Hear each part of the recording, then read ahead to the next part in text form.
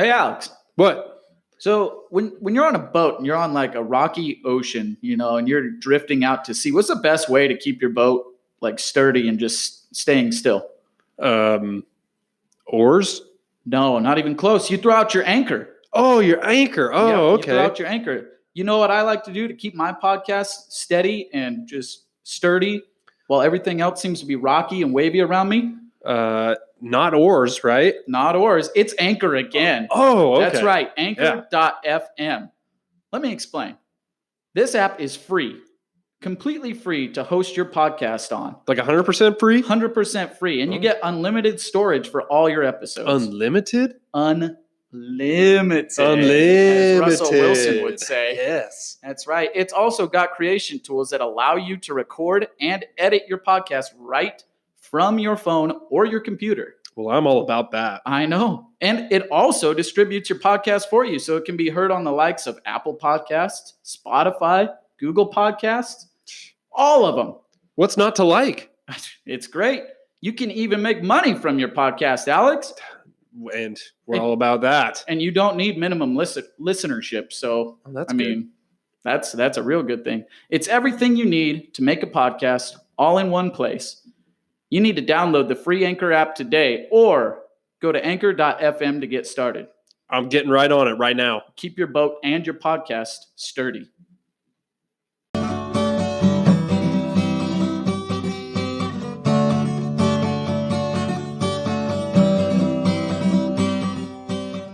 Yo, what up? Week 2 is over. It is officially week 3. Okay, this is the Sasquatch. This is the Sasquatch Stock Watch episode, small sode, whatever you want to call it, brought to you in part by the Fantasy Chairman. Okay, let's get right to it. We got a lot to talk about today. All right, first off, just a quick pep talk for the 0-2s. If you are 0-2 today, suck it up, man. Suck it up. You have some decisions to make, okay? Did you draft a little weird, and do you need to make some changes? Switch it up. Send out some offers. Here's the thing. Don't be that guy that's like, got this guy on the block, send offers. You're getting no offers. I can pretty much guarantee it. Because here's the deal. There's got to be a few 2-0 teams out there, and then there's got to be some 1-1 teams that feel pretty dang good about their potential week 2 win and moving forward. So for the most part, you're looking at like, 4, maybe 3 or 4 teams that might shoot you an offer. Don't be that guy. Shoot out offers, make people that didn't want to trade interested in trading. That's how you do it. Okay. Do the work. If you want the trade, you do the work. It's just like dating. If you want the girl or guy, then you go, if you want them bad enough, you go out there and do the work. All right, cool. So don't be that guy. That's all I'm trying to say, I guess. But let's start talking about stock watch, stock watch stuff here. First thing is, what is going on in Atlanta in the backfield? Cordero Patterson is apparently their starting running back. I said that like Ron Burgundy for a reason. I don't really understand their methodology in picking a starting running back, or basically, I don't know what they're doing. I can't be confident in anything in Atlanta anymore. I can be confident in Kyle Pitts being a top tight end, but I don't think it's going to be this year. He does not look NFL ready. And I was like, well, maybe it was a week 1 little bit of a blip, Doesn't really look like it was a blip. Looks like he's just not really up to speed yet, which is crazy because I'm pretty sure he runs like a 4.4. So it's going to take a while, it looks like. And hey, guess what? All tight ends take a while. So chill your jets, man. But Cordero Patterson looks like he's going to be part of the offense. Looks like they like him in the backfield even. He is if you can go out and get him, if you can convince the owner that he's a guy that you would, be interested in selling for if it's this morning, like a Quintez I don't really know how to pronounce his last name. I think it's Cephas. Then yeah, throw him out there. Throw out somebody that's like just that, get like a Mark Ingram for Cordero. Why not? Because there's way more upside for Cordero than there is Mark Ingram. Mark Ingram is a sell. He always has been. And last week, you saw what can happen when you rely on Mark Ingram. But, and we'll get to that in a minute. But as far as Cordero goes, get him, man. Buy him up. Buy him up. All right, let's move on. Let's talk about Tony Pollard. Apparently, 2 running backs in the Dallas system are going to be relevant. But I think that Zeke is going to be the only one that you can start on a weekly basis. I'm not saying that you should try and get into the brain of... I'm blanking on his name. He was the Boise State quarterback. He was I forgot his name. It's some pretentious name. Anyway, he was like perfect. He had like one of the best passer ratings throughout college football at Boise State. Something more. I want to say Rondale, but it's not. Anyway, sorry. Looks like Tony Pollard's going to get some work, though. They don't want to completely waste him. Apparently, they realized that once they gave Zeke tons and tons of money that, like I said the other day, Tony Pollard's pretty much just as good. So they want to get him the ball at 2. They want to give Zeke some rest. They don't want to wear him out. He's going to get some work. But there's going to be weeks where you are like, yeah, I'm going to start him. He's going to get work, and you feel it, and it's going to happen, and then you get points. You get like 10, 11 points, or maybe 7 points. And then there's going to be weeks where you don't know, and you might potentially start him and get like 3 points. So I would say stick to your Cowboys versus Texans, Cowboys versus Jaguars, Cowboys versus other teams that kind of look that can be boat raced, Falcons easily, and then can get to the running game to kind of seal the deal. I would start your Tony Pollards in those games. It's more than you'd think. Okay, it's not like, oh, okay, well then, so I'm never really going to confidently start him. I don't think that's the case. I think you can confidently start him a little bit. Okay, so he's a buy low if you can get him. But a lot of people if you were watching the Cowboys game, I don't think you're selling. So, I realistically don't think that you're going to want to pay the price that Cowboys owners have for Tony Pollard currently today. So, I maybe just let him have a bad game and then come back to it. Sterling Shepard is the wide receiver 1 in New York. You can sign, seal, and deliver that. You can book it and take it to the bank. He is the unquestioned wide receiver 1. Now, I don't know if Kenny Galladay is going to moan and complain. It looks like he was on the sideline in the fourth quarter. He was really throwing a fit. Looks like Kadarius Toney is already throwing fits online. So I don't know if something's going to happen or change. But as far as Daniel Jones, as far as Daniel Jones and his comfortability, Sterling Shepard is wide receiver 1 in the Jets system. In the New York Giants system, he is wide receiver 1. So what you're going to want to do is, if you feel like it, go buy him up. He's a buy low. He still is. He's still Sterling Shepard. It's not like Kenny Galladay is a wide receiver 1. That'd be a tough buy for anyone, because they'd be like, well, duh. He's Kenny Galladay. No, I'm not selling him. He was like a top 8 wide receiver, and blah, blah, blah. No, it's Sterling Shepard, guys. And it's going to be hard to believe for a while. It's like when Russ Wilson was playing really good in like 2012, and everyone was like, okay, but he'll fall off soon. It's 2021. He's still balling out. So, no, I think that he's the wide receiver 1 in New York, and I think if you want to, if you can find a line, then go buy him up. He's a buy low. Okay, moving on. New England Backfield. What did I tell you guy? I'm not. But it looks like Damian Harris is still there. Looks like he did pretty well last week. Looks like he's sharing a little bit with James White on passing. That's sad to see. I wish that he would have gotten some more passing game. But, hey, at the same time, it's scripted. Even when the game script comes into play, I think they had 4 picks on Sunday. Yikes. They still give Damian the ball. I think he had 17 touches. I said he'll have at least 15, and I think he had 17 or 18. So that's their identity, guys, and it's not going away. And J.J. Taylor, I think his name, he's not even close to as good as Damian Harris. So it's okay, Damian Harris owners. You're good to go. Let's see here. J.D. McKissick. So here's my line with the Washington Redskins. If you have some sort of, if you want in on that offense, I think that the guys you want in on are J.D. McKissick. And if you can, I would sell the farm for Terry McLaurin at this point. Because honestly, it looks like, I mean, I know Curtis Samuel's coming back too. Maybe you want to see a game with Curtis Samuel. But Terry McLaurin owners are going to be more incentivized to sell him before Curtis comes back. These are good owners.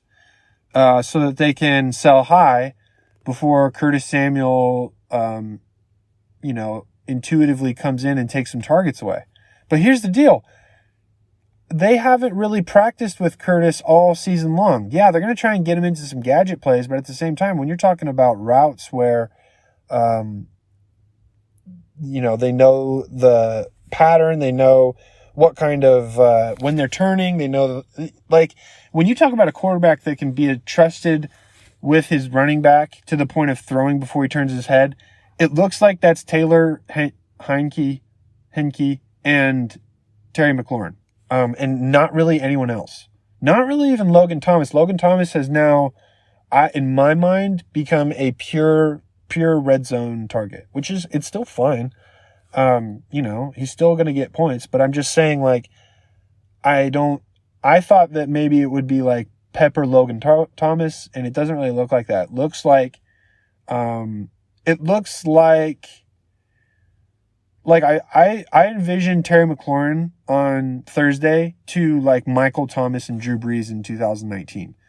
And I think that might be the stat lines that are going to come up. And that's the reason I was so sad the other day about the whole incident with Ryan Fitzpatrick, because Terry McLaurin is very, very, very good. And it sounds like they're just going to pepper him, which is awesome. So if it's me, and you're thinking you really want him on your team, go get him, man. Go sell the farm. I would do it. I mean, take a 2-for-1. Take like a Brandon Cooks and a Damian Harris and go buy Terry McLaurin. We'll get to how that might even happen in a second with the Brandon Cooks part. Okay, Michael Pittman. It looks like Michael Pittman is going to take over with Paris Campbell and T.Y. Hilton out. Now, T.Y. is going to be back, I think, next week. If not next week, the week after that. And things might get a little weird because T.Y., they paid him like $10 million this year. They're going to have him in the offense. But Pittman is the one putting up numbers. He's the one putting out efficiency. They played 2 tough games, 2 tough teams, the Seahawks and the Rams. Those are like top 8 teams in the NFL. So the offense as a whole, we're looking not that good. What I'm saying is if you can buy low right now on Jonathan Taylor, snatch him up in every league you're in. Redraft, keeper, dynasty, salary cap, whatever league you're in. Go get him. Go get him. See what the owner wants and go snatch him up. I don't even know if you can call it a buy low, but if it's off of the price tag they had on him at the beginning of the season, go buy him right now. Because the O-line looks abysmal and everything looks like it's just in shambles. And the only thing that looks like, for sure is Michael Pittman, which isn't what anyone thought was going to happen. So go buy Jonathan Taylor, please, if you can. It's going to be hard, but just talk it through with the owner and see what they realistically want. And then come back to it. Like, don't give up on it. Don't be like, okay, thanks, bye. Or like, good talk. That's not going to get you anywhere. Play the long game with it. Okay, the Raiders. Is Henry Ruggs a buy low? Yeah, maybe. I don't with Josh Jacobs out, it looks like they targeted him a good amount. But at the same time, he got all his yards off one catch. So if you have him, in my mind, for me personally, he's a sell high. So go ahead and sell him. Zach Pascal in the end zone again. Sell him. Sell him now. Sell him now, please. He's such a sell high, man. He's the biggest. Him and Marquise Brown are both sell highs. Sell them right now. Because it's both teams. The Raiders look like a pretty legit team, first off. They're 2-0 for a reason right now. But the Ravens' identity is they want to run the ball, if you couldn't tell on during that Sunday night game. So if it's me, I would hope. I'm selling Marquise. I'm selling Zach Pascal. I'm selling Henry Ruggs.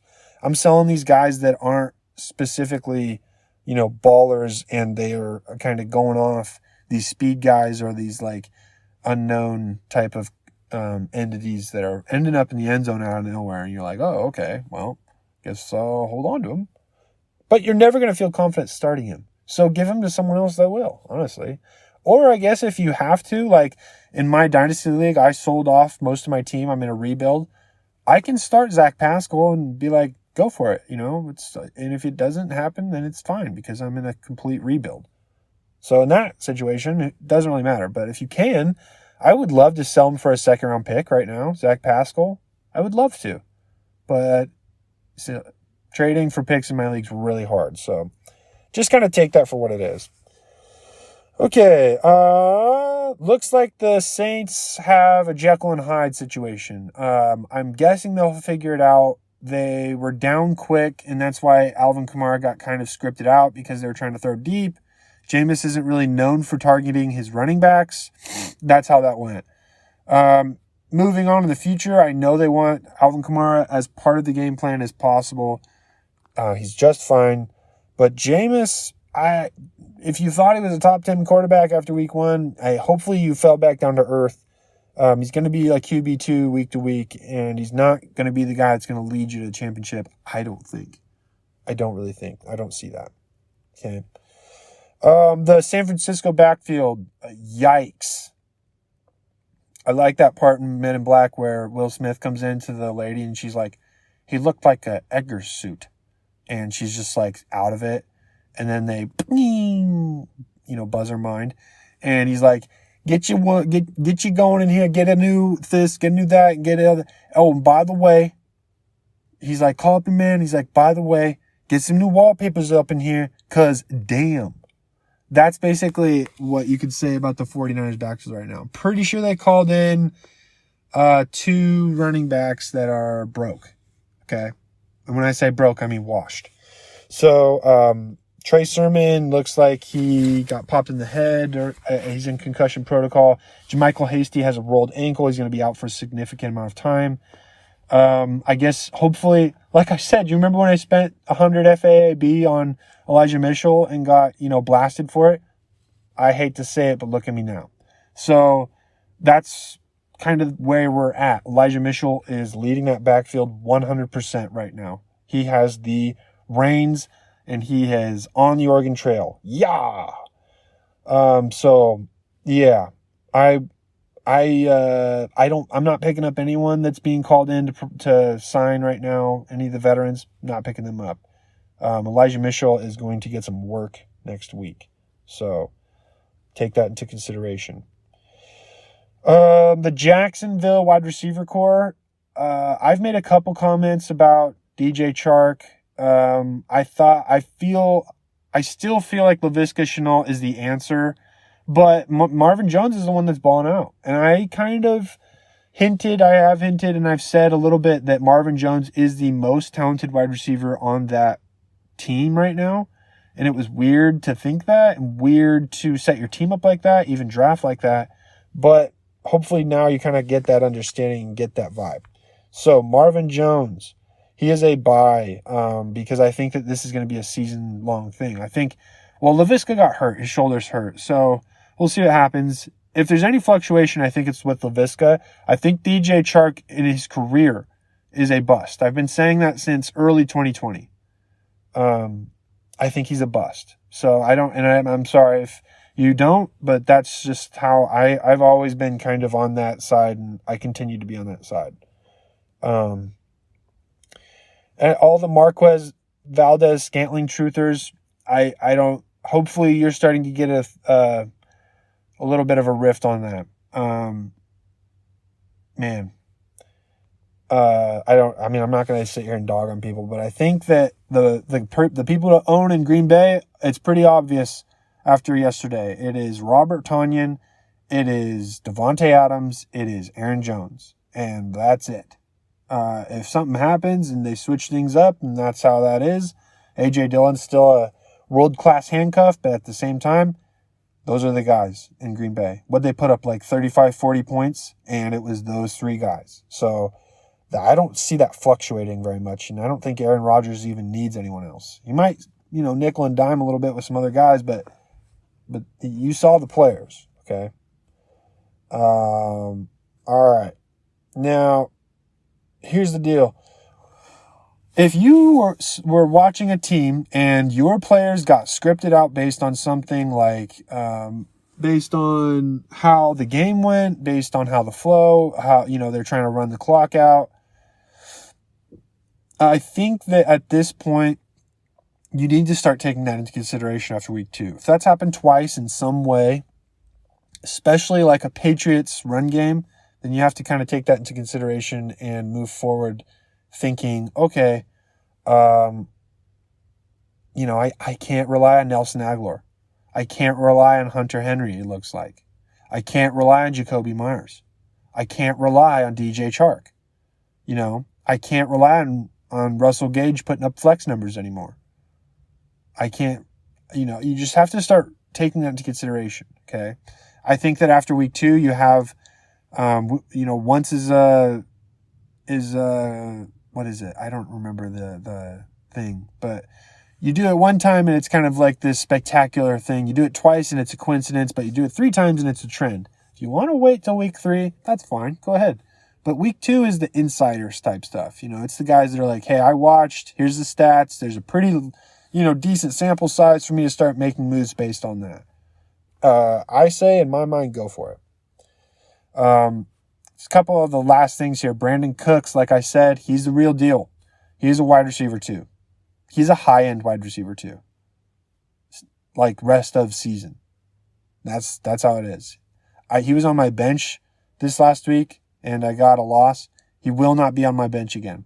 Until something happens. Yeah, I know Tyrod's out. I don't care. He will not be on my bench again.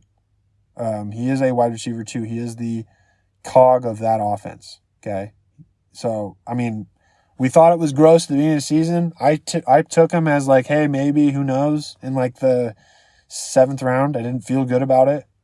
I'm feeling pretty good about it now. So he will not be on my bench again. And then for everyone else, if you can buy him for a low-end wide receiver 3 price, go get him because he is still good and he is balling out. Mike Williams, apparently, it's gross, but they're giving him targets, especially in the red zone. So looks like Mike Williams is going to have his breakout season this year. Buy him up. If he gets a back injury next week and you bought him up based on me, I'm sorry. But he is, made of glass, but he looks like he's balling out. So I got to say, he's looking good physically. He's being dominant with the ball. He's catching stuff in the red zone. Buy him up. For everything else, I think that honestly, if you guys just kind of be realistic with your trade offers, your waiver wire pickups, and go out and get your guys at this point. If something's not working out, if you were someone that thought you had like unlocked the Jets backfield before the year started, then, go trade them 2 for 1 with those guys and get someone that you're more reliable with at this point, if that's what you want to do. If you're someone that waits more so till week 3 to start really making moves, then go ahead and do that. But whatever you do it with some confidence, okay? Think to yourself, this is my team, and I'm going to do it. And before you do it, really think about it and then say, okay, I'm doing it. All right? And don't let anyone snake talk you into a trade right now if you feel like you don't want to. If you want week 3 and more numbers, then get it. Okay? You don't need to make any trades based on someone else needing to make trades. All right? All right. So we will see you guys week 3. This is the Sasquatch Stock Watch signing off. Peace.